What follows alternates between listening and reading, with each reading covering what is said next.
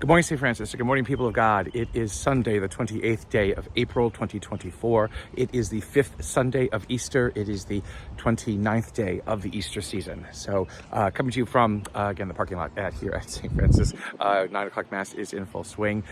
This evening at the 5:30 Mass, we will honor the class of 2020. And why? Well, because they did not have basically a baccalaureate, a graduation, or anything else like that because it was pandemic. And so to kind of serve them once again. It's time as they now prepare to graduate from college to give them what was missing from their elementary school education, from their 8th grade education. So that'll be tonight at 5:30. But today, the 5th Sunday of Easter, we have passed the midway point. That was on Wednesday or Friday? No. Wednesday. Wednesday. It was on Wednesday. It was on Wednesday. Yes. Yes, it was Wednesday.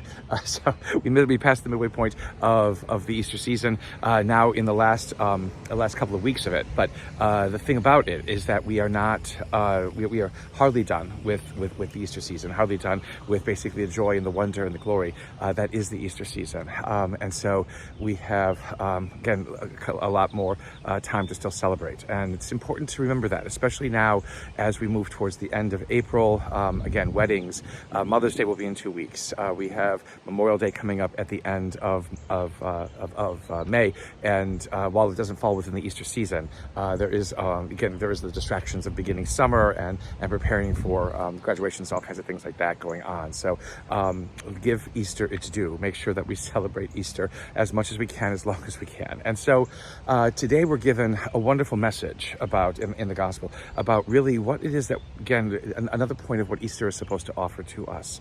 And that is, again, to remember how much we matter and how much we matter. Not us as individuals, but us as individuals in relationship, us as individuals in community, us as individuals who grow and live and nurture each other and create together and become basically signs and symbols of God's reign here on this earth. The great image of the great metaphor that Jesus uses today in John's Gospel during, again, what are the Last Supper speeches that Jesus gives in John's Gospel is that he's the vine and we are the branches. And again, it can look, in one way, basically, that, again, we are a part of Christ, we're a part of God, yes.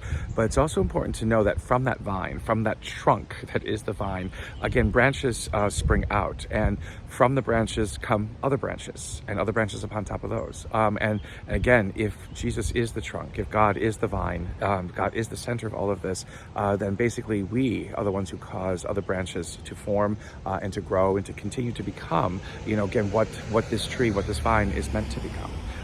That, again, stresses the fact that, again, without one another, we can do nothing, because without God, we can do nothing. And if, again, because of baptism and because of our faith and because of what it is that we believe, we are a part of the life of God, we must remember always that what we do, what we say, how we act, how we respond, what we create, what we imagine, again, finds its source always in God.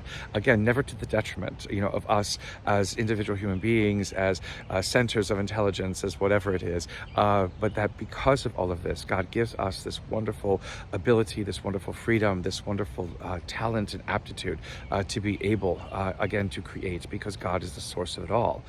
But yet from that, comes also the ability, again, in our own creating and our own imagining, again, how we then begin to touch the lives of others, not just by bringing life into this world, but by allowing that life to grow and to become and to flourish. And life that basically is done through friendship, through relationship, through care, through nurturing each other, through journeying with each other, through walking with each other, through ways in which we challenge and help build up one another.